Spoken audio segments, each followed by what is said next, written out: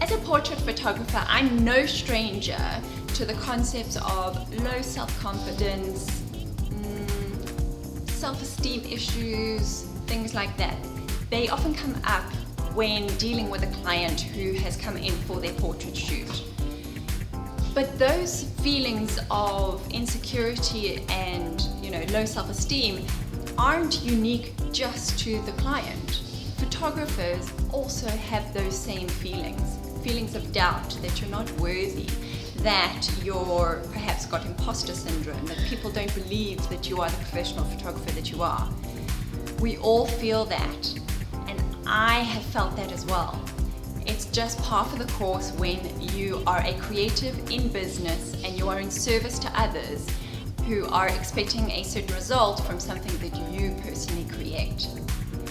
So there's a whole emotional thing that goes with that.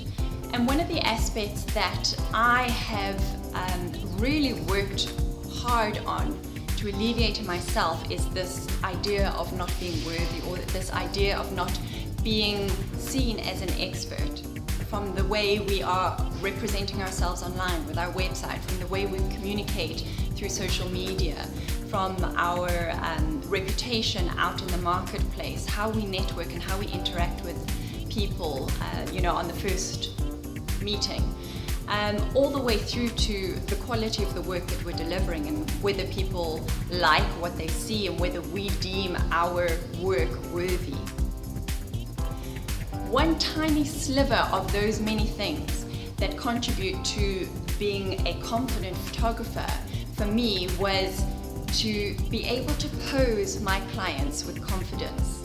I felt that if I could manage and direct my clients while I had my camera in my hand and they were ready to have their portrait taken, if I could direct them in a confident, clear and concise way, then they would feel like they have confidence in me because I am the expert in the room.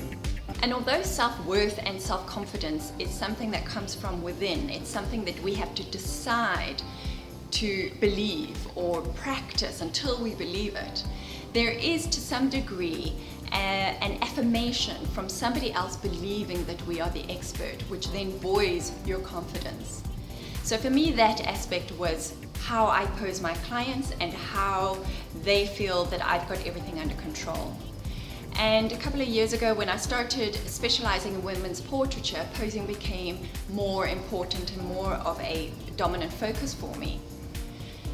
And of course, I would go to magazines and I would go to Pinterest and I would, scour the interweb and find that, I was looking at other photographers' work and how were they posing. And many of you know that I am an avid consumer of Sue Bryce and her material. She's an amazing Australian portrait photographer who lives in LA, and she teaches her posing methods, which is amazing, and they have taken my work to a whole new level. But I didn't always want to refer to another photographer's work because I felt that diminished my capacity as the expert in the room. So that got me thinking, how can I have a resource of poses that I could use while I'm shooting my clients and still have them see me as the expert as opposed to all of these other photographers' work who I was then mimicking. So that's when I came up with designing and developing my own women's portrait posing manual. And I'm so excited that I finally finished it, and it now exists in a tangible form that I can now share with you, my fellow portrait photographers. So my 101 poses for women's portraiture covers a variety of different kinds of poses, from freestanding, leaning against a wall, sitting on a chair, lying on the floor, leaning against a box or a chair of some sort. And these can be used to create a collection of work that is dynamic and it's got variety, and your clients are going to love the results. So the manual is a digital download which you can get on abigailk.co.za, and essentially this is what it looks like. So I have hand drawn the various sketches that I use on a regular basis with my portrait clients, and I've packaged it all together into one easily downloadable PDF. You can choose just to use it in the digital form, or you could print it out like I have, and I'm actually in the process of putting it into an actual book so that I've got it as a book that I can reference. But what I really love is that I have created these contact sheets of the various poses, and the intention is that you just print out these cheat sheets, and what you can do is put them back to back like that and then laminate them, and then these are your reference poses while you're busy with your client.